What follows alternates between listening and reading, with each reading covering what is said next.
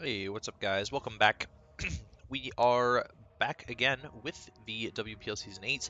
Um, I'm not exactly sure how I'm going to be doing this. I don't know if we have team builder thumbnails or anything like that, so I might splice this together, which means the music is really going to suck in this first one, but the production quality will go up. If I have to keep splicing, they'll go up next week, where I just won't record with music in the background, but right now I'm recording with background music, so we are here for week 1 against Mike and the New York Mews.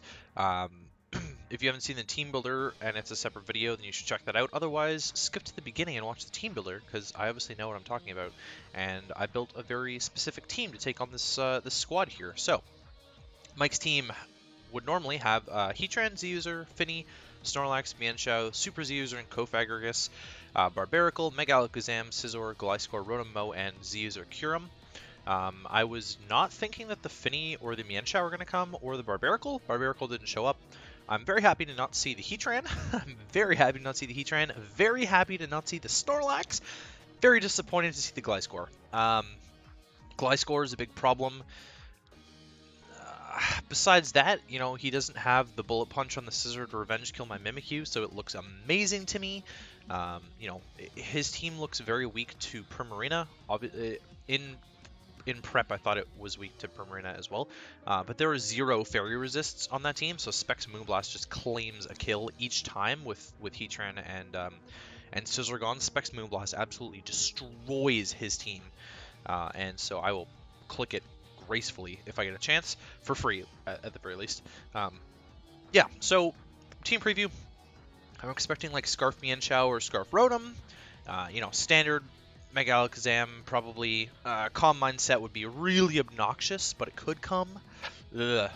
Thinking about that scares me. Gliscor, I'm not entirely sure what set it would be. Maybe a SD Stallbreaker set. I'm definitely expecting Taunt on either well, actually, he's got a lot of Taunters on his team, and I'm expecting at least one of them for the Reuniclus. I talked about this in the team builder. I think I talked about it in the team builder. I definitely talked about it in my head, so I'm hoping it was in the team builder, about him wanting to taunt Reuniclus. It makes the most sense that he would want to bring a Taunter, because a Common Reuniclus can absolutely blow through his team. Yeah, in terms of what I'm bringing, we got the Specs Primarina there. We are a Lumberry lead-ish Garchomp with Rocks, SD, Earthquake, Dragonclaw. I'm a fast, bulky Zapdos. I'm an AV Regenerator Reuniclus. We are SD, 3-attack Ghostium Z Mimikyu, and we're a Perish Trapping Citrus Berry Dugong. Dugong Gong Gong! Shoutouts to Scrappy. Yeah, so let's get right into things here, I guess. I'm just going to lead off with the Primarina. Again, I saw no resist, so I'm just going to lead off with it. Only way I switch out is if Rotom or the Mienshao come in, and of course Mienshao comes in, so I'm going to swap out here into the Zapdos, and I'm just going to pause here for a second. This did pitiful damage. It did 8% with a U-turn, and the calc was saying 0 attack Mienshao was doing more than 8%. It was like 9% min for 0 attack, so we found out this is a special Mienshao already. I was really scared of the Poison Jab turn 1. It wasn't going to kill me unless he was banded Mienshao turn 1, and I could have killed it. Or I could have killed whatever he wanted to switch into on the Primarina, realistically, because he would have had to give up something. And I would imagine it's either the Finny or the Gliscor switching in, based on how he valued the Mons later in the game, and based on what I know of the sets post-game. So I could have just clicked Moonblast, but I was scared of the Poison Jab. Safer play was to go into the Zapdos, try and get the Static Paralysis, and scout out to see sort of how much damage this U-turn was doing, to see if it was banded or if it was more like Scarf, but it's definitely special. And he's just going to U-turn right into the Kyurem. I have a dedicated switch into this in my Dugong every single time. 8 times resist that Ice Beam, please, as he doubles into the Rotom-Mow. And here I make a ballsy read going into Garchomp, and I just absolutely dropped that Leaf Storm. So that's modest Specs Rotom, by the way. That's the only way he can kill me there. Timid Specs Rotom does 99.7% maximum, which means he was not killing me, and I would have had rocks up. But instead, the Rotom just absolutely obliterates my Garchomp. And I made a really bad play by doing that instead of just going hard into Reuniclus. There's pretty much no downside for me to go into Reuniclus and pivot out because I'm Assault Vest Regenerator. The threat of it in the back is scaring him, I'm sure, but it's my dedicated special wall, and I should have gone into it right away. You know, Alakazam is doing pitiful damage to me. I know he has to be timid. If he's scared of the Mega Beedrill at all, he has to be timid. You know, it's my soak for Tapu Fini, but Tapu Fini can be dealt with still by the Zapdos, so, you know, there's a lot going through my mind right here, but sacking Garchomp was not one of the things I was expecting. Obviously, I wasn't going to go and tank an electric hit with my Zapdos, right? But Leaf Storm was a fairly safe play for him just because I was running both of my water types this week. And so I definitely agree with that. And he just blew back my Garchomp. So unfortunately, Garchomp doesn't get to do anything this game. It didn't really have a good matchup anyways. Like, it was realistically probably only getting up rocks. Although we don't know about the Mienshao, he could still be Scarf Mienshao. So I'm just going to get my Zapdos now. Obviously, I tank Leaf Storms for days. Kyurem comes in on the Heat Wave. It actually takes some pretty decent damage. And from that, we see no leftovers, which... Sorry, I would go first anyways, so no leftovers. There we go. As I'm just going to switch back into Dugong, he's obviously going to click Ice Beam here. He's not going to make the same play twice. I eat that for breakfast. We see he's not choice specs based on that damage either, and he's supposed to be Z-move, Tectonic Rage.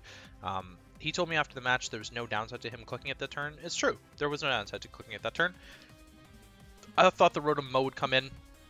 I wasn't sure if he was scared of Ice Beam or what he was scared of there, but I felt like Toxic was an alright play. Realistically, I should have clicked Whirlpool that turn, and I could have just got rid of this Kyurem, and Zapdos would have been safe, honestly. Nothing would have been able to kill Zapdos after this died, except maybe like a, you know, super offensive Megazam, which I would imagine he is, but, you know, there you go, who knows. So either way, we get Toxic off on here, and now I'm going to click Whirlpool on the Mienshao switch in. Kind of wish I had Protect on this set over Toxic, probably, actually. And he locks himself into Aura Sphere here. I'm actually going to switch, but I get the Toxic on the Mienshao while I still have a chance. Again, I should have clicked Ice Beam there, knowing the Mienshao was locked. I was actually expecting him to click U-turn to try and get out of the Whirlpool and not stay in against the Dugong when Zapdos... I showed Zapdos with my switch into this already, and I have 3 fighting resists and a fighting immunity left. So it seems weird to me that Mienshao is staying in here, and it would just make more sense for him to swap it out and click something that's not a fighting move, in my mind. But again, I wasn't really expecting a special Mienshao. I don't know what damage this is. I didn't calc the Aura Sphere damage against Dugong, because Dugong is weak to fighting, so I just sort of, you know, did the damage, went right back into Zapdos. And right here, I'm just going to claim my kill with Discharge. There's no reason for him to switch out. He's not actually trapped by the Whirlpool. It's weird that it's still showing up, because once Dugong leaves, the Whirlpool is gone. And I didn't think Gliscor was that good of an answer there.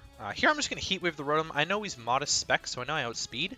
And I knew that I tanked a modest specs Thunderbolt unless he crit me. Here I can either choose to click Heat Wave again or Roost, and I'm actually going to click the Roost button. Heat Wave would have been a little bit clutch, although we don't know if this Kyurem itself has Roost. And then here I'm just going to click Roost again, get up to full, as I know he's probably going to want to click Ice Beam. This turn I'm predicting him to go for the Earth Power. We've seen Tectonic Rage, so I'm just going to go right back into a Dugong and sack it. Dugong has no other reason to stay in this game. And if he did happen to click Ice Beam, I would have lived the hit, and then he would have taken more Toxic damage. So it was kind of a no drawback play going into Dugong there. At this HP, the best thing I have is Mimikyu. I know Zapdos isn't going to kill it. I don't want to play around with Roost Mind Games. Permarina is slower, and Reuniclus is slower. And I don't want to take the hit with either of them. I want to keep Permarina as healthy as possible, because I think it's going to come down to being my Gliscor answer late game. I hope it won't, but I think it is. And the way he's preserving his Gliscor is actually really strange to me, just because of how good of a matchup Gliscor had against me. But I'm just going to bring the Mimikyu here, and I'm just going to claim my kill with Drain Punch. There's no sense in setting up against this thing. I'd rather just kill it with whatever I can. Shadow Claw wasn't going to kill it, I believe, but Drain Punch did. Gliscor comes in. I'm just going to get a free SD off here, as he has to break my Disguise. Chooses to break it with Ice Fang, going for the freeze, or the flinch, I guess. Might not have thought that I was faster. Shadow Claw proves to do absolutely nothing, which shows that he is very physically defensive. And Earthquake is a roll to two-shot me. It's a roll heavily in his favor. At this range, Z Shadow Claw against physically defensive Jolly is a roll not in my favor to kill. And when he showed me the set after the game, I actually get the max roll here as we kill him with our Z Shadow Claw. So, biggest problem gone. And it's looking to me like Mimikyu can kind of clean up here. I'm going to get a lucky crit here on the Tapu Fini. Doesn't matter, I'd two-shot the Fini anyways, and I live the Moonblast because Mimikyu's got amazing Spadef, and we clean up the Fini. I know I'm faster than the Rotom, so I'm just going to Drain Punch it. Doesn't really matter. I could have Shadow Snuck as well. And the Alakazam is going to drop to the Shadow Sneak here too. So Mimikyu cleans up our first game in the WPL with 5 kills. All reliable Mimikyu. It moved. So after this game, I looked at my all-time stats, and I probably won't link the doc in the description, but it's in my front office. And I have 88. Let me pull it up here as well. I want to see how many games it is. I have 88 kills lifetime with Mimikyu now. It's far and away my most kills. It's double Celesteela, which is second for me. Talk about comfort picks, eh? But I have 88 kills in 46 games, which is... Let me just adjust the dock real quick so I can see. It's 1.91 kills per game. That is absolutely insane. Yeah. Not much more to say about that. Mimikyu has just been a solid performer throughout life. I mean, obviously, I've been playing the Draft League format now for over a year. About a year and 3 months or something, and so I've used Mimikyu very extensively. It's my absolute favorite Pokemon to use in the format, and I think I'm going to show off how good Mimikyu is in the WPL. I guess it's currently the WPL kill leader, I'd imagine. I haven't actually watched... I only watched one of the replays so far. But yeah, so we moved to 1-0 plus 4, which is really good. Great way to start the season. Next week, we take on... Who do we take on? We take on Joseph and the Everton Empoleons, so keep an eye out for that.